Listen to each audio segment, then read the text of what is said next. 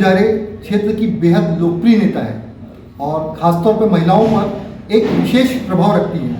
एक ईमानदार छवि है, 2 बार नगर पालिका अध्यक्ष रही हैं। विधानसभा चुनाव में भारतीय जनता पार्टी के प्रत्याशी को कांटे की टक्कर दी है।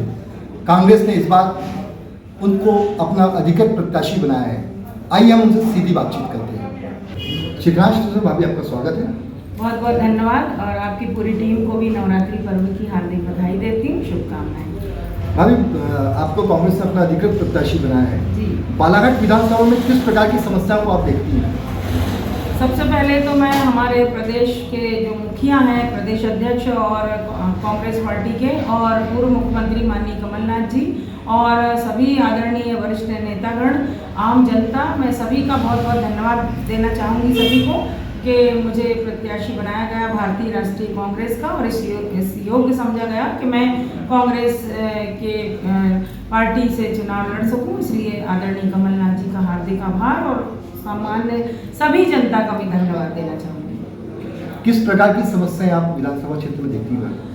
बालाघाट विधानसभा क्षेत्र हमारे जिला मुख्यालय की सीट है और बेहद महत्वपूर्ण हमारा विधानसभा क्षेत्र है 111। यहाँ पर हम देख रहे हैं कि पिछले 7 बार से 36-37 सालों से भारतीय जनता पार्टी के और अभी वर्तमान में कैबिनेट मंत्री श्री गौरी शंकर बिसेन जी यहाँ विधायक हैं और 2 बार वो सांसद भी रहे और 2-3 बार वो मंत्री रहे। अभी भी 1.5 महीने के लिए उनको मध्य प्रदेश शासन में मंत्री बनाया गया है।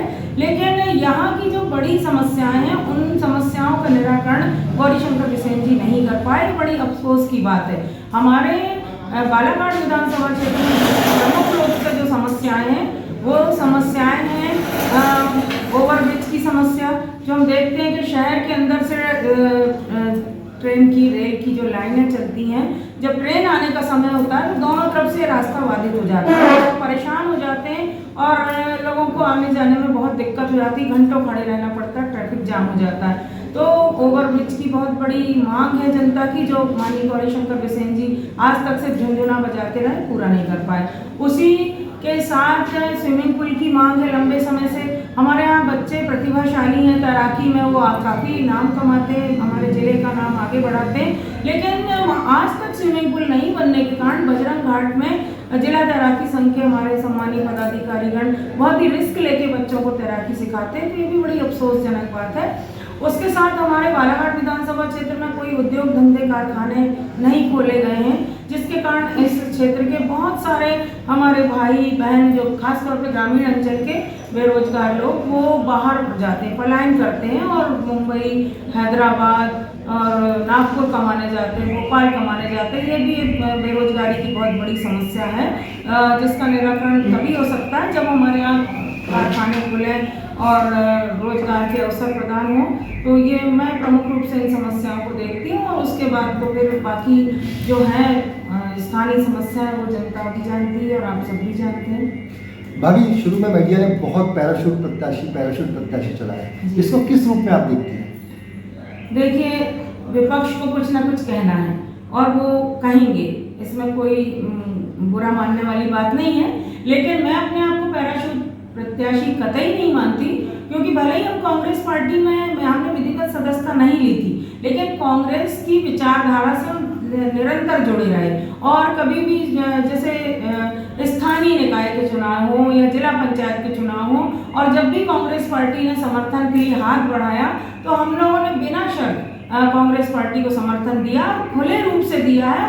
विभिन्न मंचों से हमने जिला पंचायत सदस्यों के लिए कांग्रेस समर्थित उम्मीदवारों के लिए हमने वोट मांगा है। तो हम कहीं से अपने आप को नहीं मानते पैराशूट प्रत्याशी तो मैं नहीं हूँ और आदरणीय कमलनाथ जी ने भी हमको अपने परिवार के सदस्य के रूप में ही देखा और इसलिए उन्होंने भोपाल में ससम्मान सदस्यता दिलाई 21 मई को मुझे और बेटे शांतनु को।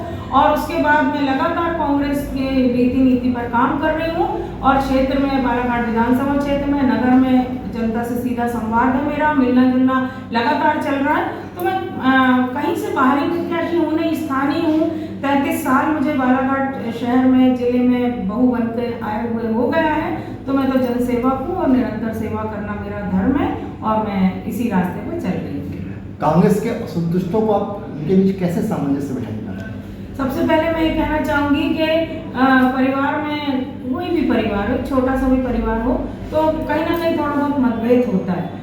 तो हम ठीक है, स्वाभाविक है, मतभेद होता है, लेकिन मनभेद नहीं होना चाहिए। और मुझे ऐसा लगता है कि मेरा तो कहीं किसी से मतभेद भी नहीं है, मनभेद भी नहीं है। और हमारे कांग्रेस परिवार एक बहुत बड़ा परिवार है, तो हो सकता है सब अपनी अपनी अपेक्षाएं लेके चलते हैं और उनका अधिकार भी है उन अपेक्षाओं को लेके चलना, लेकिन कहीं कोई असंतुष्ट नहीं है। और मेरा सबसे सामंजस्य है, मैं सबको लेके चलने पे विश्वास करती हूँ। और मैं सभी से यही कहना चाहती हूँ, कांग्रेस परिवार के हमारे सभी सम्मानित वरिष्ठ पदाधिकारी भाइयों से, बहनों से, परिवार के सदस्यों से, कि हमारा लक्ष्य होना चाहिए कि हमको एकजुट होकर विधानसभा चुनाव में काम करना है।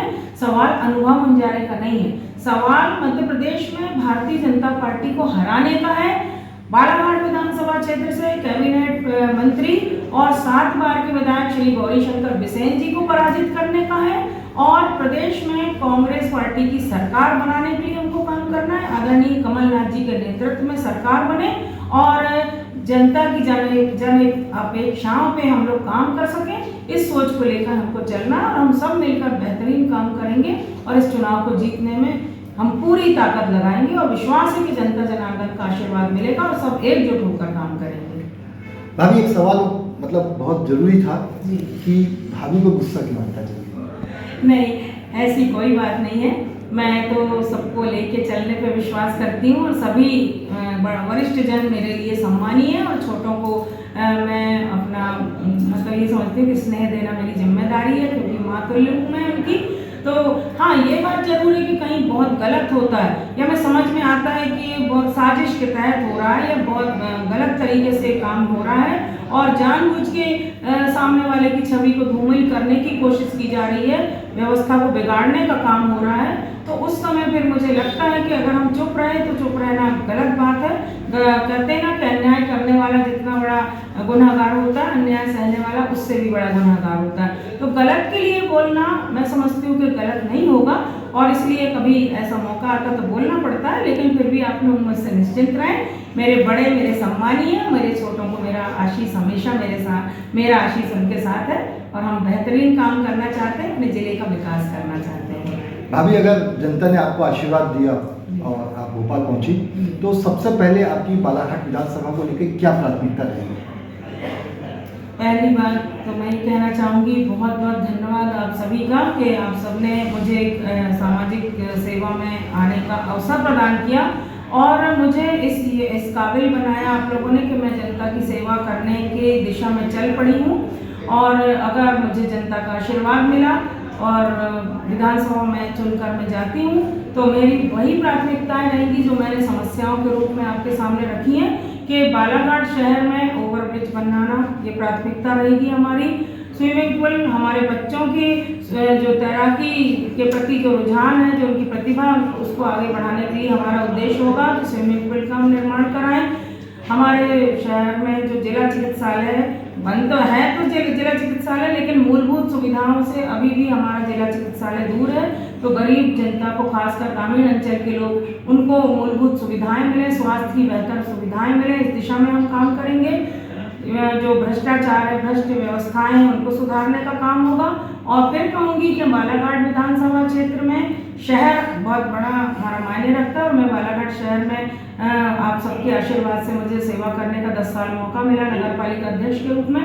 तो शहर को और सुंदर, व्यवस्थित और सुविधाओं से युक्त बनाने की तरफ भी मेरी पूरी कोशिश होगी और उसके साथ ही साथ जो जन कल्याणकारी योजना है वो जन जन तक पहुंचाने की हमारी जिम्मेदारी होगी। उनको ईमानदारी और निष्ठा के साथ पहुंचाया जाएगा और जनता के बीच में रहकर ही मुझे काम करना है। तो सड़क पे बैठ जाऊंगी, सड़क की में रहकर जन समस्याओं को समझूंगी, सुनूंगी और उसको सदन तक ले जाने की जिम्मेदारी निभाने की मेरी पूरी कोशिश होगी। और भी जैसा जनता बताएगी, जब समस्याएं जिस तरह की आएंगी उनके निराकरण में कोई कमी हम नहीं रखेंगे, विश्वास रखिए। हमारे बीच थी बालाघाट जिले की कांग्रेस की लोकप्रिय प्रत्याशी अनुभव मुंजारे, जिन्हें पूरा बालाघाट भाभी के नाम से संबोधित करता है।